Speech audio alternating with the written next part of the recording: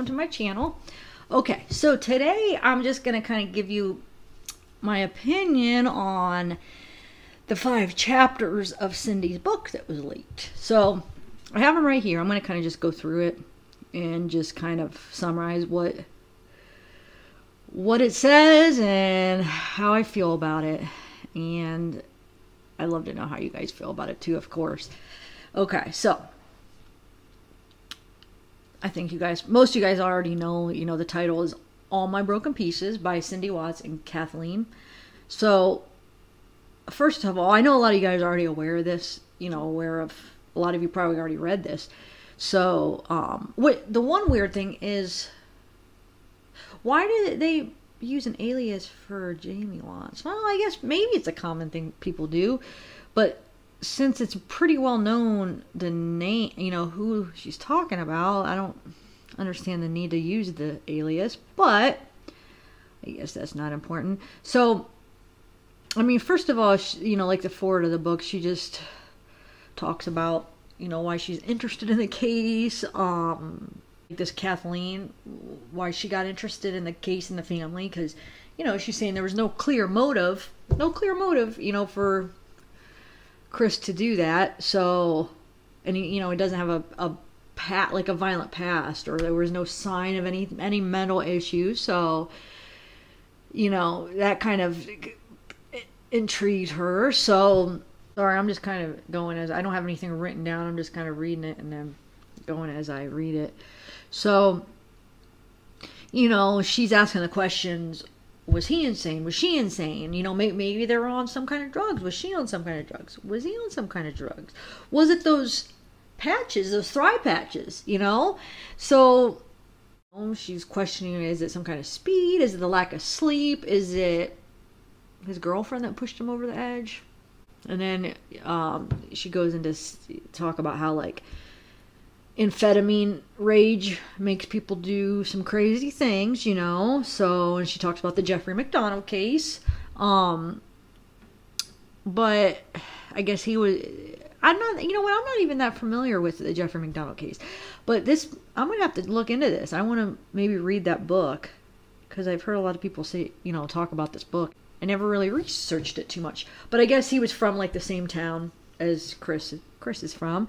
So, and he was a doctor, no history of violence, and he murdered his pregnant wife and 2 little girls at exactly the same ages. So there was no history of violence, but he was on he was taking diet pills, which back then were amphetamines, before, amphetamines, I think they were still legal. Well, they had them, and there was amphetamines in the diet pills back then. Then she talks about how they don't know what the ingredients of those thrive patches, which he always wore, she always wore. So, and then, which I think is kind of unfair, but she says that with her illnesses and her neck surgery, that it must have led to opiate use. And she's saying that that's really just heroin. People don't always behave normally on heroin either. No, I'm sorry. Opiates. Heroin is an opiate, but all opiates aren't heroin. So for her to say that, first of all, that because she had these illnesses like lupus and rheumatoid arthritis and stuff, and she's had this neck surgery, that it must have led to opiate use. What an assumption is that? That is the most ridiculous assumption I've ever heard in my life. I don't even know why she would even say that. And then saying that's just really heroin. But see, that's not true. Heroin is an opiate, but not all opiates are heroin. So I don't know what this girl is saying. It's not correct information at all. So she said she noticed how devastated and lost that the Watts parents looked, that she wanted to approach them and get to hear their side of the story. Then she brings up, around the same time as the Watts family murders, that there was another murder of a mother and her 2 daughters were shot in a $1 million home in San Antonio, Texas. She's saying that the mother of the suspect came forward and spoke of her love for her son, but no one hated her. No one was condemning her or talking about her or hating her. And same with, McDonald's mother. They weren't attacking and criticizing and bashing, Jeffrey McDonald's mother or Mrs. Wheeler. So they can't understand, well, why has the public been attacking the Watts? And so she's wondering, why was Mrs. Watts singled out? But it wasn't because you have to take in all of the factors here. Did Mrs. Wheeler or Mrs. McDonald go on TV after their son murdered his wife and daughters and bash his wife? Basically bash her daughter-in-law? I don't think so. That didn't happen. So I think Cindy is not realizing or not taking into consideration that it's not just the fact that, oh, she's standing by her son and she still loves her son. That has nothing to do with it. I wouldn't expect anything less. Of course you still love your son. That's your son. That has nothing to do with the way how I feel about her, and I'm sure all of you guys either. It has nothing to do with her because she still loves her son. And that letter that she wrote him, that she still loves him, it has nothing to do with that. It's what she did after, how she got on TV and bashed Shanann, bashed her after her son is the one that murdered her and their granddaughters, and she got on TV and bashed her. I mean, that is where it all started, okay? And then after that, you could go into like how she treated her and not going to the wedding. But none of that would even have probably came up if it wasn't for her going on TV and bashing somebody that can't tell her side. They can't sit there and defend herself. Somebody that her son just murdered, and she can't sit there and, defend and tell her side. So that's what it's all about. Do you not understand that, Cindy? I don't understand how she's not seeing that. It has nothing to do with her still loving her son. It has nothing to do with that. It's about how she handled it, how disrespectful, and to the Rusek family. Like, that was the most disrespectful thing ever. So then, because of that, you think about all the other stuff about how she treated her. And I know there's two sides to every story, so maybe, the Rusek side isn't fully, maybe some of their memories aren't exact, but people's memories, I feel like, aren't, sometimes people remember things different. So I'm not saying that, maybe some of the facts or some of the memories could be off, but the fact is, if you look at the bigger picture, you could see where the Ruseks are coming from, because look what she did in that interview, how she talked about Shanann after her son just murdered her. Like, look at that. So you listen to that, and then you listen to both of their sides, and then you kind of see what the Ruseks are talking about. You see it firsthand, like, wow, she does not like Shanann. She is bashing her, and this girl, Shanann, can't even defend herself. So you kind of see where the Ruseks are coming from. So she's bringing this all on herself. Like, I'm sorry. And I have a feeling this book is going to do the same thing. I read it over real quick, was it 2 nights ago? And it's almost in a way, like she insults her by acting like she's giving her a compliment.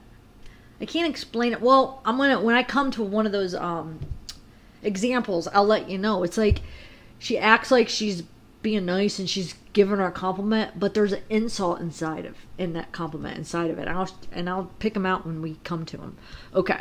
And nobody said that you didn't love your granddaughters because you still loved your son. No. That's not what happened. First of all, we come to that story where the whole Nutgate, and I know that, everybody has their side and their perception, and maybe none of the how do I word this? None none of these stories we hear maybe be exactly what happened. You know, I've heard it from different people's recollection of what they heard, how it went down. So maybe none of them are perfect how it happened, but even if there's a few details that are off, it still makes that situation horrible. What they did, what Jamie and Cindy did, it still makes it really bad. Like, even if some of the little facts are a little bit off, the bigger picture of what happened with that is just, it's just still like, it's mean. It's a disregard for their granddaughter's life. So even if some of the little factors were like, oh, well, the ice cream was up on the high shelf, or I don't know, there's just little details where it's up for dispute. But either way, it's still not an ideal situation. It's still not a good situation. It should not have been in that situation.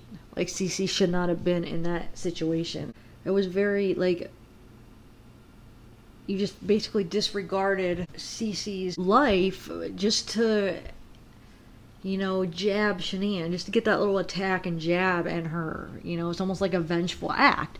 At whose expense? At Cece's life's expense? Like, at her expense? That's not cool. You don't do that. I don't know. I don't care if some of these little details are off and they are the way that you say that it happened. It still isn't good. It still is not nice at all what you did. It's pretty horrible. So, and you know, I'm not questioning that if you loved your granddaughters or not. Of course, probably you did. You probably did love them. But the fact that getting back at Shanann and upsetting her was more important than making sure that Cece was okay. You know, just that risk that you were putting on Cece, whether it was big or small, you were still risking it. You know, so for you to risk that just to, you know, get a jab in at Shanann, that's just not right. It seems really immature. And it wasn't, okay, you talk about how it would be hypocritical of you to go on TV and talk about, you know, how much you loved Shanann and how much you missed her. Because, you know, the whole Nutgate thing just happened, you're saying, and that would make you a hypocrite. So just don't go on and say that you loved her and missed her, but just don't bash her. You know, you don't have to sit there and profess your love for her, but you don't have to bash her either. You know, you could have just been respectful and maybe not even said anything about her then. You know, or just, you could talk about her without bashing her. So you know what I'm saying? You could have went on there and not been a hypocrite and still not bashed her. So I don't agree with that. You could have handled that different. And if you want to be a hypocrite, then, you know, just go on there and just say neutral things. Don't say anything about her at all. Or just don't say anything bad about her. Don't bash her, because look who murdered her. Like, how can you sit there and judge her when your son just murdered her? So at least, I think, would it have hurt you just to stay neutral on the situation? When you're saying, you know, you were, you know, how does it feel to be a hardworking family one day and now the most hated family? I don't know. Maybe just watch what you say. Stop bashing a dead woman that can't defend herself. Stop talking crap about her. Why can't you just get on with your life and stop doing that? And then maybe people will slowly begin to forget, not forget, but stop even worrying. So Kathleen, I guess, you know, she's over the next few months, she began to write more to Cindy, and then they started talking and realized, wow, Cindy's even kinder and sadder and more lost than she appeared on that interview. And then she, you know, Kathleen spoke with her husband, Ronnie, and said he was sweet, hardworking, you know, a Southern gentleman. And then, you know, she met her daughter, Sarah, and she said she really started to, you know, really liked these people. They were really nice people. And Kathleen's saying, you know, she really wants to write this book because she wants Cindy to be able to tell her story, to explain her feelings and the history with, you know, growing up with Chris, raising Chris, and her experience with Shanann and her granddaughters. So they just want to write this book to kind of, so she could actually, you know, explain her side basically. So, and so Cindy, you know, talks a lot about how she was really, you know, Cindy's really reserved. She's, you know, quiet. She doesn't open up and share things right away to people. She said, you know, the Ruseks were different. They were, you know, more outgoing, and they shared things, you know, personal things really quickly. It's almost, you know, maybe the Watts are more like socially awkward, like Chris is socially awkward. Now, you know, that's probably where he gets it from. We all see, you know, how Ronnie was more introverted, and like Chris, and Cindy, I guess, is claiming to be the same way, but I feel like Cindy's isn't as introverted, I would say, and quiet as them. It didn't seem like it. I guess we don't have a lot to go by with her because we haven't really seen very many interviews, but, you know, obviously she's not very personable, you know. I don't know. We'll see. She explains herself a little bit, you know, as she's writing, so, but it's almost like, you know, she's almost saying like she has to really get to know you. She's not gonna just come out and share.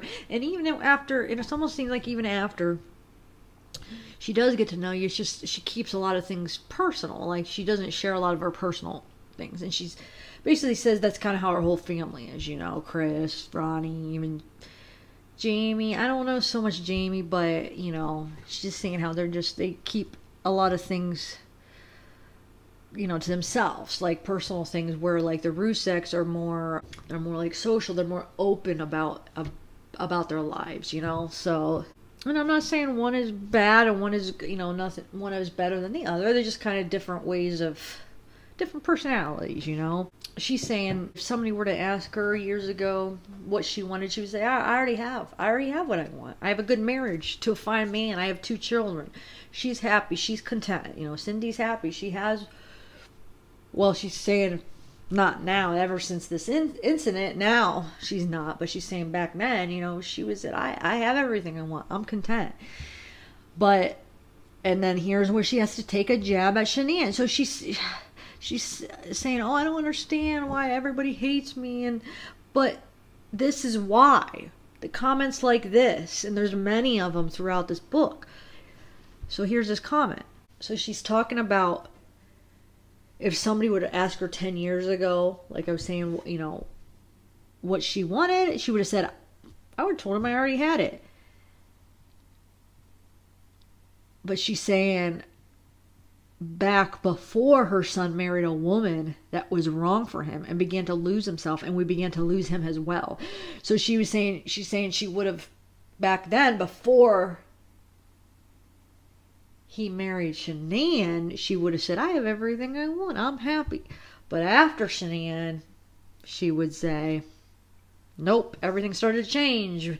He married a woman that was wrong for him. He began to lose himself. We began to lose him as well. So, and she's saying our pain then started. She's saying, so the next 8 years was just a downward spiral of sadness and drama and fear. Wow. And she's saying until we ended up here, like in this moment. Well, you ended up there because of what your son did. Think about it. Your son is the one that made the most impact of this horrible downward spiral. That had to be whoosh, like a huge drop when he did that. So, and how is that Shanann's fault? That was Chris that did that. I mean, I don't understand. And she's saying, oh, 2 of our granddaughters are dead. And a woman who was our daughter-in-law is dead. But yeah, why are they dead? Because Chris. I mean, you're going to sit there and bash Shanann, and I don't know, it's just making me mad. Okay, So she's saying basically she's not, this book isn't for sympathy. It's about the truth. Because there's three sides to every story, okay? There's his, there's hers, and then there's the truth. So she's saying there's Chris's, there's Shanann's, and then there's the truth. So what is the truth?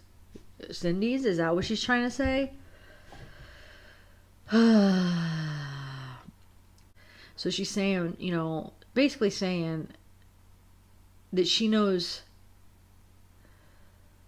She's saying there's his side, her, Shanann's side, and the truth, which she's almost like insinuating that her side is the truth. At least that's what it seems like in that sentence. But then she's saying that she can't know the truth any more than a million strangers. So I'm confused what she's saying. And then she's saying, but she does know some things, right? She knows her family. And then she's saying she knows her son, but maybe she doesn't. So, I mean, is she really even saying anything? I'm confused. She knows her son, maybe she doesn't. She's hoping to gain some understanding through the process. And, I mean, she's saying she basically knows the story of the marriage that led them to this situation right now, to this point in time. So she wants to tell everybody about it, okay? So she's basically saying it's a story of Chris meeting Shanann and what occurred during their marriage, and the story of, you know, Belle and Cece, and then the aftermath. So she's basically, this is still the forward of the book. So she's saying Chris was a really good kid. Everybody that met him knew him and said so too. So everybody who met and knew him said so too. He was just a really good kid. He was so gentle, so quiet, never caused a single problem. He loved sports. He made a good life for him in North Carolina. After high school, he attended NASCAR Tech. Then he met Shanann. So look, I mean, she's still jabbing at her. Look, she's saying, you know, oh, everybody, he was such a good kid. He never caused a problem. He was an honor student. He made a nice life for himself. He went to NASCAR Tech. Then he met Shanann. So, I mean, you have to just stop. This is why people are saying these things about you. Don't you understand? You need to quit bashing her, okay? She can't defend herself. It's wrong to bash a dead person. I'm sorry, it is. Come on. Especially when your son is the one that killed her. It's okay, you can love your son. Nobody is gonna judge you on you still loving your son. We wouldn't expect otherwise. But we don't expect you to bash Shanann, okay? If you don't like her, then just keep quiet. Just don't say anything. So she's saying that parents just want their kids to be happy, right? You know, and that's all they want. And she's saying that usually comes down to luck, if they're going to be happy or not. Which I totally disagree. I feel like you make choices that can, yeah, I mean, don't get me wrong. I know sometimes you can have some bad luck. But the choices you make are the choices you make. That's where it leads you to situations in your life, you know, that lead to happiness or doesn't lead to happiness. I mean, I know there's some things out of your control. I know. But it's not luck that determines your happiness. I disagree. I mean, there could be bad luck that would have temporary, you know, moments of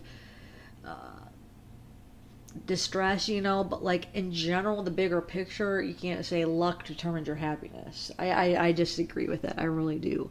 So, and then of course, our boy's luck ran out pretty early on, and she's still relating that to because he met Shanann. Like, I'm in shock. I can't believe she would be writing this. I don't even. Wow. You know, you would think that after that interview and the criticism and the hate that she got after that interview, she would learn. Like, somebody needs, Kathleen, you need to talk to her and tell her why. This is why that people are hating on them. She needs to quit with this Shanann bashing and blaming it all on Shanann. It's all Shanann's fault. She needs to quit.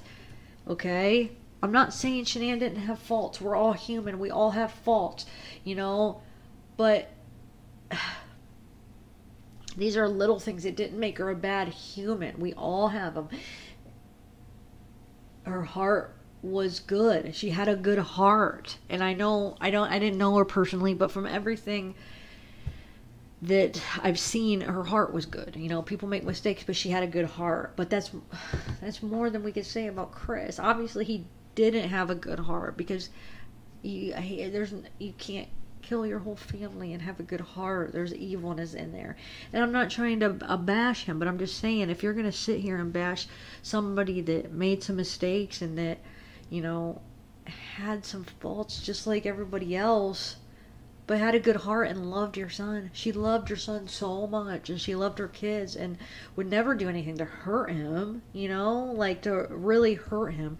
And you're going to sit there, wow, and say his luck ran out with her? I mean, don't you think that's the other way around? Her luck ran out. That was some bad luck that she met him. Because if she never met him, she would still be alive right now. Okay? So how is it his luck ran out? How is it he had bad luck? That meeting her was bad luck? How can't you see it the other way around if you're even going to sit here and point fingers? You know? Like, if you're going to sit there and say that, then you got to see it the other way. I mean, how could you even see it that way? I don't know. And you're saying, you know, how shy and quiet he was, and you didn't want him to be lonely or miss out on silly adventures, but it almost sounds like, you know, and I could be wrong, but, you know, just from what I gather, it's almost like that you liked the fact that, you know, maybe that he was shy and quiet, because then, you know, he had trouble meeting people, so he would be more dependent on you, you know, like you would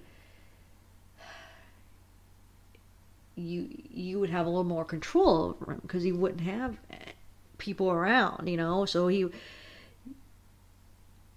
would have that power, especially if you didn't meet a woman. So you would be like the number one woman in his life, you know. So I don't know. I guess I can't assume that, because I don't know you well enough. But I'm just saying, if you're gonna sit here and point fingers, then expect them to be pointed back at you. And then you're saying, you know, he only had a few close friends, and you were worried about, you know, him meeting people and how he would be later on in life. So why weren't you happy for him meeting Shanann? An outgoing girl that made him happy, that, you know, that just helped him kind of come out of his shell, and that helped, you know, that kind of took charge, so she kind of could lead him in, you know, in a good direction, and kind of show him the way. And, you know, why wouldn't you been happy for that? And you're saying you hope that he would have met a sweet girl. You know, Shanann, maybe, you know, your personalities didn't get along very well, but isn't it more important for him to have met a girl that loved him and would do anything for him, that really loved him? Because she did. You can't deny that. You can't deny that. She really loved him, like, truly loved him. And you even said, you know, a girl had to ask him to prom. So you said that you knew he would have to meet an outgoing girl. And that's what Shanann was. She was an outgoing girl.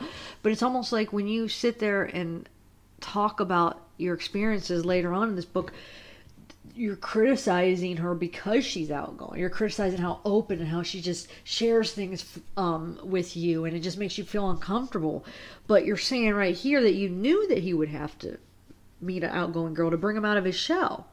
And you even said that you knew when he met her, he would be completely devoted to her. And he would try his best to make her happy, since he's so much like Ronnie, you know? So why weren't you ecstatic that he met that perfect girl that you're talking about? An outgoing girl that brought him out of his shell, that he was completely devoted to. But actually, you make comments where it was like, it bothered you that he was completely devoted to her. But right here, you're saying that you knew that he would. That he'd have to meet this type of a girl. I mean, you're saying that. But then you're mad when he does? Like, I don't understand that. Because you say later on, it's almost like how you're annoyed how outgoing and how open she is, and how devoted he is to her, and he, you know, does anything she wants. I mean, that's completely devoted and he's trying his very best to make her happy. That's exactly what you're explaining.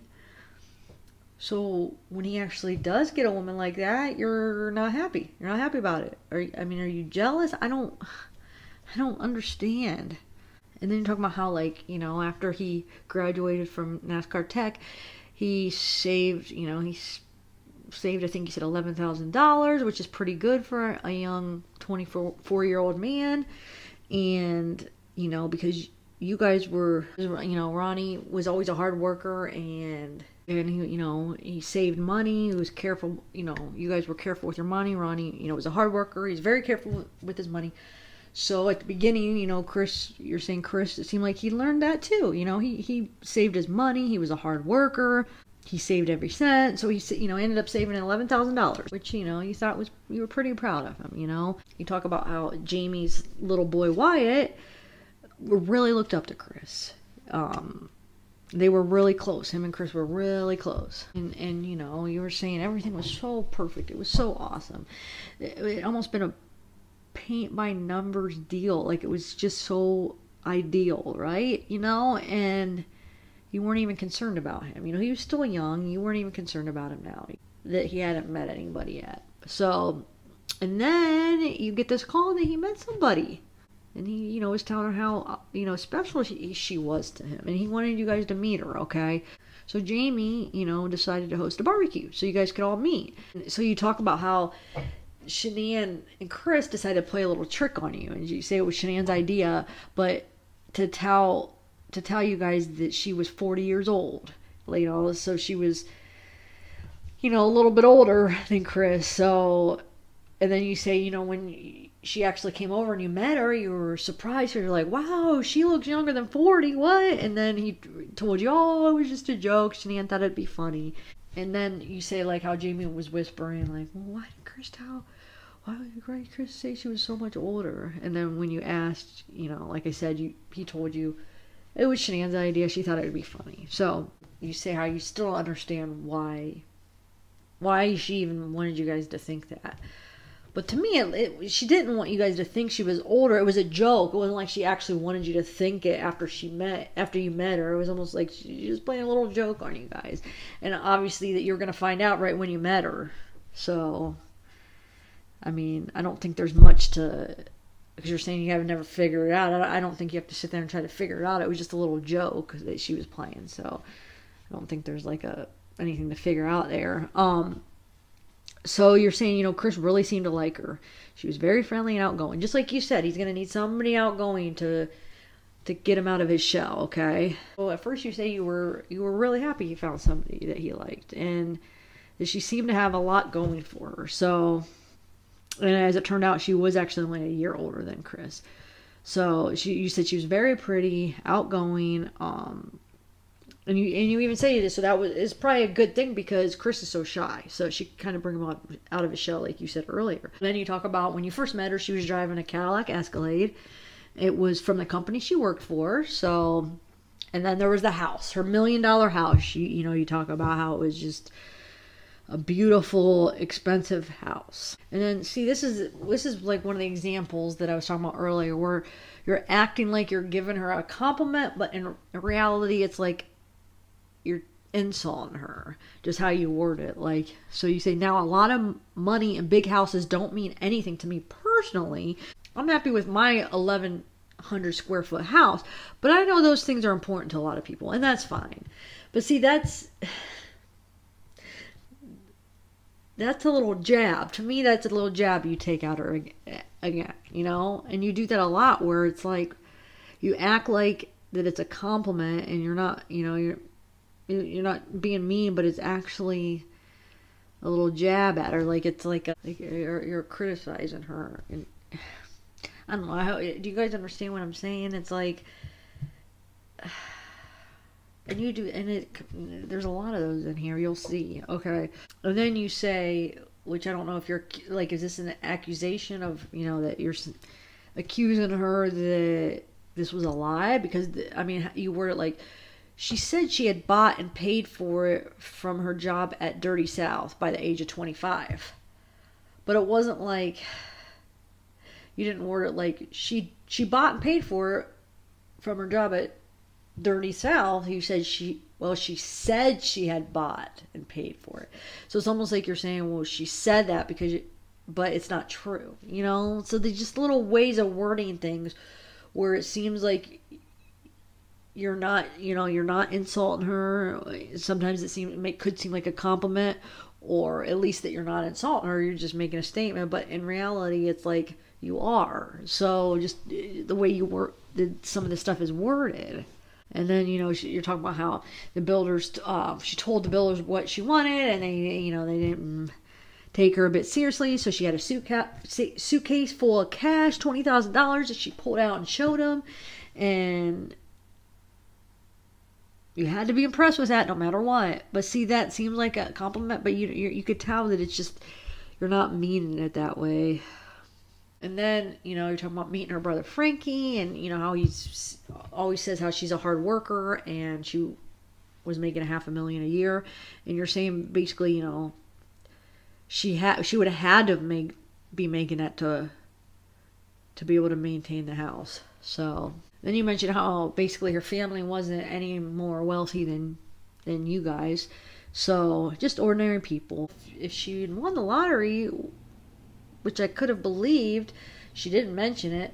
So it's almost like you're saying, so basically you're saying she came from a family that was no more wealthier than you. So you're almost insinuating that, well, how does she have all this money? It's almost like she would have had to win the lottery, but she didn't mention that, because she would have mentioned if she won the lottery. So it's like you're almost accusing her, like, there's no way how could she be maintaining this house when she's not making enough? So, which very well could be true or not, but why are you writing a book and bringing up this stuff, criticizing everything that she did wrong, So, and this is your dead daughter-in-law, the mother of your grandkids that your son murdered, and you can't have the decency to just respect her. If you don't have nothing nice to say, just don't say anything at all. Like, write a book maybe just about your son, raising your son, if you want to write a book. But why do you have to sit there and bash Shanann? Or just stay neutral about her. Why are you pointing out all of her flaws? And then this is one of the, part times where you say, right from the start, Shanann pretty much just said anything she thought. And she told us everything about her life, any personal story, anything personal. She just always said what she thought, just overshared, basically is what you're saying. And you even say, like, her mom was the same way. And you heard right away that she had lupus and fibromyalgia. So, God forbid her telling you that. And her migraines. And then her endometriosis and celiac disease she brought up later. So, I know you're going to claim that you're just making a statement right there. But we all could see, we could read in between the lines what you're trying to say. You're insulting her. It's almost like it seems like you're calling her a liar. I mean, why would that be? Why would you have to say that? And we heard about it right away, but the other stuff, she brought up later. Why are you even mentioning this right now? How is this important? I don't know. It's just, your intention does not seem good right now. And then, she told us she was divorced a man whom she put through school, and that he had been physically unattractive, and that despite that, he had also cheated on her. Okay, so right there, you're taking a jab, because it's almost like you're accusing her. I don't know, just the way you're wording it, it's almost like you're accusing her of lying. I feel like that's what, I know it doesn't say that, but I feel like if you read in between the lines and how you put it in context of what else you're saying in the book, like, that's an insult too. Okay? And I don't mention that that she said that he was physically unattractive. Like, so it's like almost, you're trying to make her seem shallow or something. And then you're saying, oh, when she was in a car accident, she might have said she'd gone through the windshield too, but I don't know. So it's not that she did go through the windshield. You're saying she might have said that. So it's almost like you're still insinuating that that's what she said, but that's probably not what happened. You know what I'm saying? If you put that in context of everything else, all the other information, and how you're, the rest of the information you are giving us in this book, and what the tone is of this book, it's like you're accusing her of lying. Like, she's saying this stuff, but it didn't happen. The way you're wording this. Am I the only one seeing it this way? I don't know. Is this what you got? I wanted some comments. Are you guys taking this way, or am I just being too harsh on her? Am I just like seeing it biasly, and that's not, that's not how she means it? I don't know. Can you guys comment and let me know? Maybe I'm taking this wrong. But, and then, oh, she seemed to be healthy and happy all the times we saw her. So no. See, I don't think I am taking this wrong. Because a couple sentences before that, she's saying, oh, we heard right away about her lupus, and all these health problems. But then a couple sentences later, well, she seemed to be healthy and happy all the times we saw her. So you are accusing her of lying in this very subtle way where you don't think. It's almost like, well, you're not thinking people are going to catch this. And if we do, you act like you could deny it. Well, I didn't say anything bad. Well, we could read in between the lines. We're smarter than, what you think. And obviously you were trying to call her a liar. And then you act like you're complimenting her when you're really not. So you say, I suppose she was just a very strong person. It seems like a compliment, but it's not. Are you guys seeing this too? Are you taking this the same way? And then she talks about how... Wow. Despite the confusion, how she manages...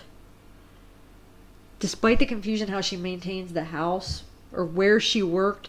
So she's right there accusing her that there's confusion. So it's almost like she's saying they're confused because she's telling us that she works somewhere, but obviously you're thinking she's lying or something. So there's confusion because we don't even know where she works because she's lying. I don't know what you're trying to say. What is she trying to say?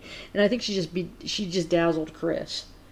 Right there. God, these are all just like jabs and insults and accusations of her lying, and oh my gosh. And basically, we're confused. How could she maintain this house? Where does she even work? It just doesn't make sense. Nothing adds up. That's kind of what you're saying, and trying to put it like in a not so obvious way. Am I reading too much into this, guys? But her saying the confusion on how she managed the house or where she worked, she's saying it because it's like she doesn't believe that wherever she's telling him she worked is like she's not being honest, and that how can she work there and still maintain like a house like that? So obviously she's not being honest. Like it's just, I feel like you're just accusing her of lying. I just can't believe this book. This is still the first chapter, and it's like this bashing that's hidden and you're gonna pretend that, oh, I didn't say anything mean about her, but I'm seeing it. I don't know. I feel like it is really mean. It's really obvious to me. She's claiming that Chris just started listening to everything she said. But didn't you say earlier that you wanted a woman for Chris that he would be devoted to and do anything to make her happy? But yeah, actually you're saying, well, he would do anything. He would listen to her about money. Obviously he's gonna start taking her advice about money because she's showing him like this $500,000 house and all this fancy furniture and art, so that he probably would listen to anything she said about money. So now we're on chapter 2. Saying, when Chris lived and worked in Charlotte, they didn't see as much of him as they would have liked. And she's saying, they finally met her parents and her brother, and they seemed nice. So she's saying that she'll admit that she wasn't really wanting to really actually get really close to Shanann or anything. Not because she didn't like her, but just because she was just too personal. She's just too personal. It just made her so uncomfortable. So she's saying, like, there are people, there's lots of people that like to tell you everything about themselves when they meet. But Cindy's just not one of them. So, but she wasn't worried. She did become a little concerned, though, after that, her grandson's 3rd birthday party, right? Jamie was pregnant with her 2nd kid, and the party was just going to be like a small backyard party, I guess. So Wyatt loved the Power Rangers, okay? So Shanann knew this about Wyatt. So she had this good idea that Shanann and Chris would dress up like Power Rangers and surprise Wyatt, right? But Chris forgot the helmets. They forgot the helmets. So, but remember that Jamie lived 3 hours away. So Shanann made Chris drive back home and get the helmets. So Cindy just thought that just wasn't right. That wasn't right. I mean, to make a little boy happy, that was just so evil of her to make Chris drive back and get the helmets to, make this kid's birthday party, just to make this kid, Chris's nephew, smile and be happy and have an awesome birthday experience. That was just so evil of her. And that was just the beginning. So now we're at chapter 3. Well, chapter 2 is really short. Okay. So, now this is kind of hypocritical. She's saying, like most families, when their adult child falls in love, it doesn't matter how they actually feel. It's more important what is said. So, I mean, I agree. It is important. So, even if you don't necessarily care for your son or daughter's, wife or husband or whatever, you just be nice and just be decent for like adults, just to keep the peace. So she's saying the exact thing that we're all trying to say to her.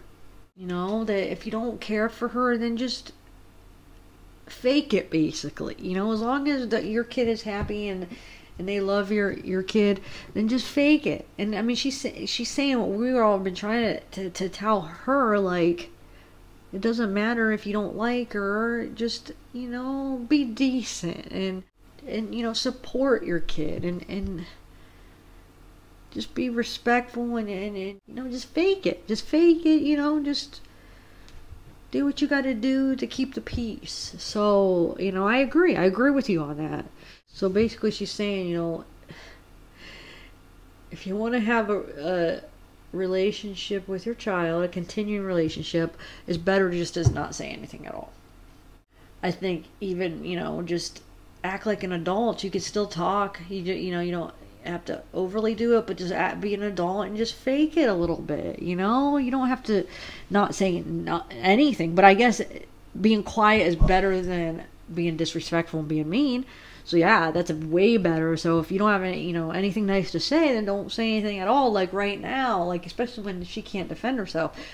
But you didn't even do that. I would say for your kid, if you didn't get along with him, you could probably still talk to him. You don't have to completely ignore them, but you don't have to overdo it. But just be kind of fake it, just for your kid.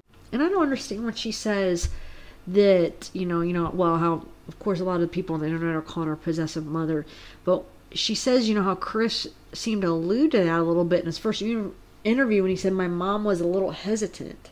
And that's all. I gotta go back and see how he finishes that, but how is that, depending on what he says after that, but that little phrase right there, how is he saying that alluding that she's being possessive just by my mom was a little hesitant. That doesn't, to me, that's not saying that she's possessive. I'm a little confused in that. And she's saying how, she loves both of her kids equally. She talks more to her daughter because Chris is more quiet, and Chris is, definitely has more in common than Chris definitely has more in common with Ronnie. But she says she loved him equally, and her basically, yeah, her and her daughter talk more, but Chris just is quiet like Ronnie. So. And, then she goes on to say that Ronnie's closeness with Chris doesn't mean that he loves Jamie any less. And Cindy's saying her closeness to Jamie doesn't mean that she loves Chris any less. So, wow. Another bash of Shanann. I got lucky with Sarah's Steve, just Jamie's Steve. Not so lucky with Chris's choice. What? But then she said, but I figured it didn't have to be a disaster, or we could be polite and friendly. Yes, that's what I'm saying. That would have been awesome if you could still be polite and friendly. If for some reason your personalities just didn't mix, like you were saying, she's just too personal, she made you feel uncomfortable, that's fine. Some people's personalities, you just don't get along. But you could be polite and friendly and decent like adults. That's all we are trying to say. But you aren't. You weren't. And you still aren't. Because look at this book. You're still being so disrespectful to her and her family. And you're saying obviously Chris was in love. So then you should be happy for him. If you knew it was obvious. And obviously, you could tell Shanann really loved him, too. And then you're saying how Chris, called you guys up and told you that he bought Shanann an engagement ring. And they picked one out together. And you're saying before you could even say congratulations, he told you how much it was. And it was $12,000. And you were shocked.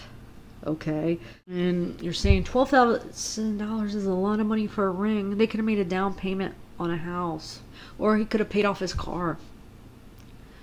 So obviously it doesn't sound like you were too happy about that he had spent $1,000 more in his life savings, because remember he had $11,000 saved before he met her when he was 24 years old, and he just spent $1,000 over that on a ring to a woman that he was madly in love with, right? For crying out loud, he was a mechanic, not Donald Trump or a prince, But you said you said to him, money doesn't grow on trees. Couldn't you have found something nice for less money? And then you found out later that he actually told Shanann that you said that. So, and then actually Shanann was really angry that you said that when she found out you said that about asking Chris that, telling Chris that money doesn't grow on trees. Couldn't you have found something for less money? So when he told Shanann, she was not happy about that. So, Cindy was very upset that Chris told her, because she was trying really hard to maintain a relationship with her. So, and then for some reason you have to add this, and then see, this is almost like another insult to her character.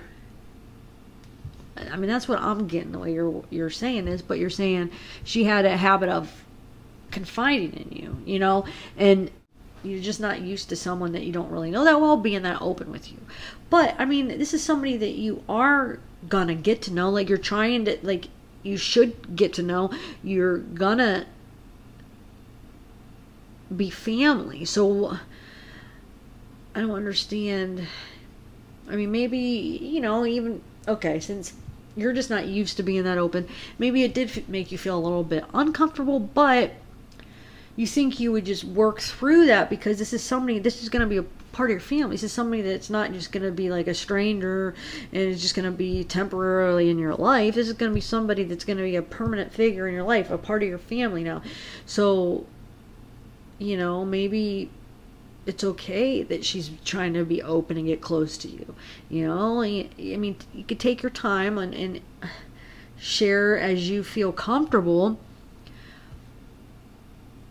But I wouldn't look at that as a bad thing, you know, because this is somebody that eventually you should feel comfortable with, you know, getting to know and being open with.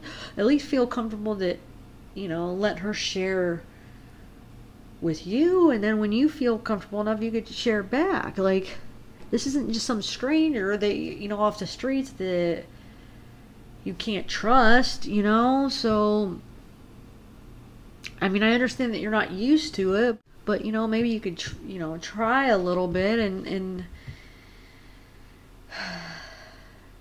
at least, you know, if you don't want to share with her, at least be okay, you know, that she's sharing with you. At least you don't have to, you know, be judging her or, you know, treat her badly because of that, or not like her because of that. You know, you're saying that some of the stuff that she was confiding in you were about how pathetic Chris was. So now you're saying now but she's gonna be our daughter-in-law. So if Chris doesn't mind it, hey, we don't mind it. Okay, so they have this vacation plan. There's a beach house. Chris was already invited, so now he's bringing Shanann, and they are gonna basically make the engagement announcement. Okay, so, you know, they invite Shanann's family. So they say they enjoy their time together. Well, the plan was for them to enjoy their time together, right? And for them to witness the marriage proposal. So he could propose to Shanann in front of the family, right? And she said, you know, this is great. This sounds good. A chance, you know, a chance for me to start to get to know the Ruseks, to get to know, you know, my son's future wife's family, because they're going to be family now, you know. We could all become good friends before the wedding. She said everything went okay at first. We're all happy to be on the beach, you know. Who's not happy on the beach? The beach just, you know, makes everybody happy. They were a really beautiful couple, and they seemed to be so happy. And the Ruseks were so delighted with our boy. Well, with their boy. They were so delighted with Chris. They really were. And it seems like this might just end up pretty good, actually. So Jamie and her husband Steve and their son Wyatt and their brand new granddaughter, okay, they were having a good time. And she goes on to talk about how Wyatt was just such a happy, handsome little guy, you know. And he loved having Uncle Chris around. And she said, like, when Chris would play with him, and it looked like they were having so much fun. And she also brings up how little kids know the difference if somebody's just kind of faking playing, you know, faking that they're actually having fun hanging out with them, or if they're just doing it for show. She said little kids, they could, you know, spot the difference. They know. So little kids definitely will know. I mean, this is what Cindy's saying. Little kids know. They can spot the difference if somebody is actually faking, you know, enjoying their time together or enjoying their time with them, or if, you know, if it's just all for show, or if they actually really are enjoying their time, enjoying hanging out with them, okay? So kids aren't stupid, you know, they really aren't. And, I mean, she even admits, though, that even if they are faking and they're really, you know, they are just doing it for show, they'll still take any kind of attention, even if it's not real and they really aren't enjoying their time with them. But, you know, the adult is hanging out with them and it's just kind of for show. The kids, they're not stupid. They'll take it anyway. They'll take the attention. They'll take fake attention rather than no attention at all. So that's what Cindy's saying. So anyway, she's saying Wyatt always, you know, when he woke up, he wanted to eat breakfast with Uncle Chris, okay? So every morning he would go on Chris and Shanann's bedroom door and he would knock and try to, you know, hey Chris, come on, let's eat some breakfast, and kind of holler and wake them up. So, you know, they all thought it was adorable. I mean, like Cindy and, you know, Jamie and Ronnie, they all thought, oh, that's so adorable. But I guess Shanann didn't find it adorable. Well, I mean, that's what Cindy said. I guess Chris pulled Cindy aside and asked to keep Wyatt from knocking on the door because Shanann didn't like it. It was ruining her morning sleep. That's what Cindy said. Cindy said that Chris, you know, pulled her aside in the kitchen and said, can you just tell Wyatt not to knock on the door in the mornings, because Shanann is not liking it because it's kind of ruining her morning sleep. So, and then Cindy kind of got annoyed and said, no, you could tell your sister yourself. So Cindy was really surprised that she even would get mad at something like that. So this was the part, I don't understand. She's saying, I don't think she ever says, or am I missing something? Okay, so this part I don't know. She's saying something that, something else happened that week, she said, but it was much worse. But something that I guess their family does not discuss, and it wasn't between her and Shanann. And I guess Chris didn't hear about it. So something Chris doesn't know about. It wasn't between her and Shanann, and it's something really bad, basically, and the family doesn't discuss it. I don't know what the heck she's talking about, but I'm a little confused why she even mentions that if she's not going to explain what it is, So then she talks about how the proposal went, and it was on the beach, and they had a photographer, and Chris popped the question, and they posed for pictures, and they looked young and beautiful, and Chris was very slim and he had muscles, and so was she, and everybody got choked up. And she's saying, she wouldn't necessarily say that it went really well, but she just didn't even want to think about it, Just wanted to get on with her life, get on with things.